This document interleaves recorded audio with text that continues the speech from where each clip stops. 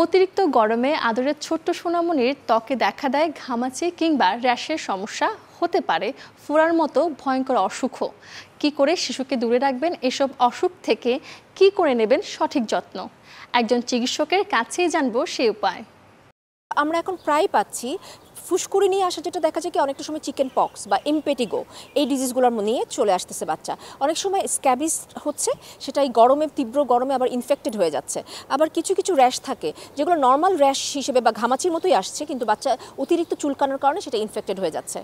যখনই জিনিসটা ইনফেক্টেড হয়ে যাবে, কোনো পুষ পড়বে, সাদা রস পড়বে বা হলদের রস পড়বে, তখনই আপনাকে অবশ্যই হাসপাতালে শরণাপন্ন হতে হবে। ঠিক আরেকটা যেটা আমি বলবো, হাসপাতাল না, আসলে চিকিৎসকের শরণাপন্ন হতে হবে। বাসায় কিছু মেজারমেন্ট আপনারা নেবেন, যেমন হচ্ছে যদি বাচ্চা ঘামে, বাচ্চার ঘামটা শুকনো কাপড় দিয়ে মুছে দেবেন, ভেজা কাপড় দিয়ে মুছাবেন না, তাহলে বাচ্চা আবার ঠান্ডা লাগবে।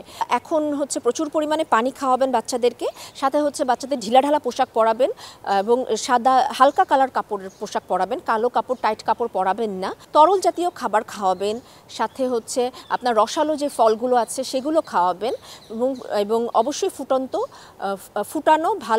ফুটানো বিশুদ্ধ পানি খাওয়াবেন।